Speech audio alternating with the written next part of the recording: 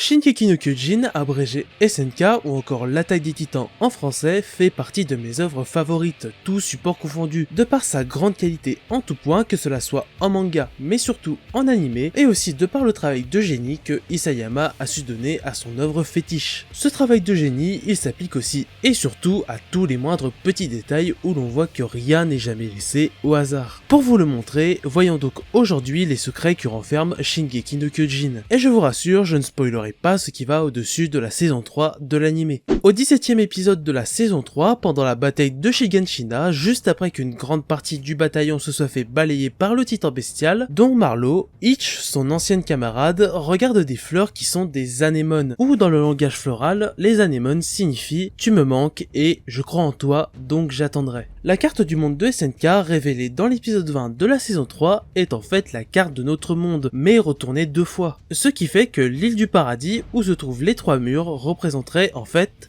Madagascar. Évidemment, ce n'est pas vraiment elle, étant notamment bien plus petite que Paradise, étant donné que les murs prennent un diamètre de 960 km, alors que Madagascar est large de 560 km, sans compter que les bords de l'île se trouvent très loin de la forteresse. D'ailleurs, en parlant de carte inversée, il faut savoir que dans le monde de SNK, le soleil se lève à l'ouest et se couche à l'est, ce qui est l'inverse de notre monde. Tout ça mènera notamment à ce que Isayama corrige une erreur faite dans un des premiers chapitres, où les personnes qui enlèvent Mikasa parlait d'ethnie asiatique, ce qui fit induire beaucoup de monde en erreur en pensant que cela se déroulait bien dans notre monde. Bien que cette erreur ait servi à brouiller les pistes sur la vérité du monde, cela en est bien une vu qu'on ne parle pas d'ethnie asiatique dans SNK, ou encore de peuple du soleil levant quand ce dernier se lève à l'opposé. Dans l'épisode 21 de la saison 3, le nom du titan d'Eren est révélé, qui est le titan assaillant. Malheureusement, le passage à la langue française perd l'impact de cette révélation, vu que le nom du titan d'Eren en japonais est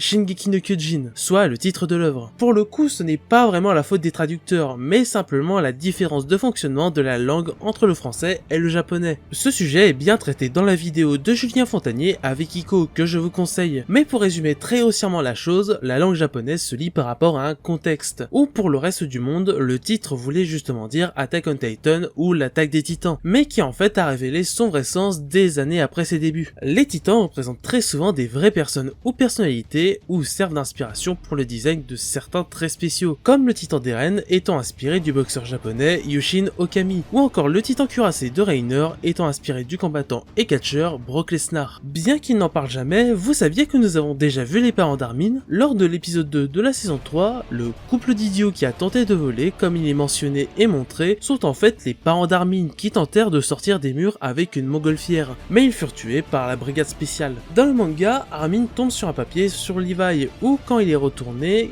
dévoile une blague plutôt d'un goût étrange. Il s'agit d'une version obscène de la chanson pour enfants japonais Good Shokipa, ce qui peut dire pierre, ciseaux, papier. Et la feuille dit du coup, pierre, ciseaux, papier, que ferons-nous, zizi dans ta main droite, chatte dans votre main gauche, sexe. Voilà. Cela provient d'un assistant d'Isayama qui avait rajouté ce petit secret à son insu, et ce dernier ainsi que l'éditeur s'est excusé pour ça. À l'épisode 3 de la saison 1, de la fumée émane de la tête d'Eren après qu'il se soit blessé avec l'équipement tridimensionnel. Ce qui semblait être un simple effet de gag à l'époque, dévoilait en fait le pouvoir de régénération du titan d'Eren. D'ailleurs, avant ce fameux épisode 3 où commence la 104e brigade d'entraînement, nous avons déjà pu apercevoir Annie, Bertholdt et Reiner à 2 moments différents durant l'épisode 2, avant de les voir parmi la brigade d'entraînement à la fin. Je vous conseille fortement d'ailleurs de revoir l'œuvre pour profiter d'un tout nouveau degré de lecture, où ces trois-là impactent beaucoup celle-ci. Dans le même style, vous vous rappelez de l'ending de la saison 2 qui paraissait très mystérieux? Si vous suivez uniquement l'anime, vous avez dû prendre une sacrée claque en se rendant compte que c'est le hors contexte de toute la vérité qu'on a apprise à la fin de la saison 3. Dans le même genre, il y a aussi les fresques murales du deuxième ending de la saison 1, qui montrent pas mal de choses sur la véritable histoire du monde. Dans l'épisode 13 de la saison 1, durant la scène où Eren va boucher l'entrée du district de Trost avec un rocher, on voit une très courte scène où Marco se retourne simplement, ça n'a jamais rien eu de choquant. Jusqu'à la découverte faite dans l'épisode 15 de la saison 3, où cela correspond au moment où Reiner se jette sur Marco pour le faire tuer. Les membres de la résistance eldienne qui ont été transformés en titans, on les avait déjà vus. Ils faisaient partie des titans qui ont attaqué lors de la bataille de Trost. Ils ont même bouffé les squads d'Eren. Avec un autre parallèle dans l'OVA sur Is et son journal, racontant sa rencontre avec un titan qui parle, le titan en question la prend pour Ymir de par sa ressemblance. Et je parle bien de l'Ymir qu'on connaît, celle qui était avec Historia, qui était anciennement une fausse réincarnation d'Ymir Fritz, et le titan qui confond Ilse et Ymir n'est autre que l'un de ses anciens fidèles.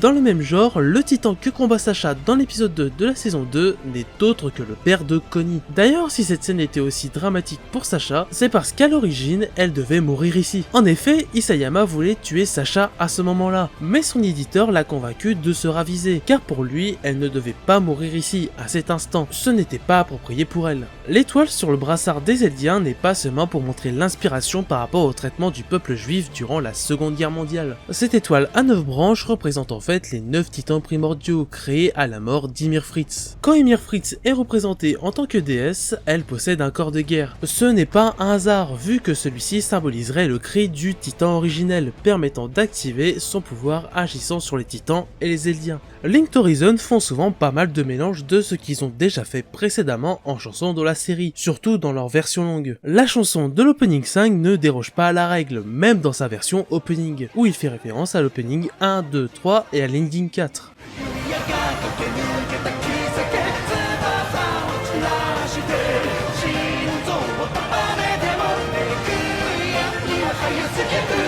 Le design du titan charrette durant la bataille de Shiganshina a changé par rapport au manga, du fait que son design est changé plus tard dans celui-ci, et Isayama a voulu que le changement fait plus tard soit directement appliqué dès sa première apparition. Le titre de l'épisode 2 de la saison 1, ou du chapitre 2 du manga nommé pareillement, soit ce jour-là racontant la chute de Shiganshina, est quasiment le même pour l'épisode 20 de la saison 3, soit le chapitre 86 étant ce jour de mon enfance. En japonais, le premier se dit Sonohi, et le second se dit Anohi. Dans le même genre, et pour finir, la scène où Eren arrive enfin à vaincre le titan colossal est une copie quasi conforme de la couverture du tome 1. Il y a encore des tonnes de points intéressants sur d'autres secrets, des inspirations, des détails sur la première trame du manga imaginée, mais ici je voulais me concentrer sur des points qui pouvaient être remarqués, et qui pour beaucoup contribuent à rendre l'œuvre aussi géniale. Dites-moi donc en commentaire si vous souhaiteriez une autre vidéo dans le même genre, que cela soit avec SNK ou avec une autre œuvre. Comme d'habitude, le pouce bleu si vous avez apprécié la vidéo et que vous souhaitiez m'encourager, et vous abonner à la chaîne pour ne rien rater du contenu à venir. Je vous remercie d'avoir suivi la vidéo jusqu'au bout, c'était Dorian, tchuss!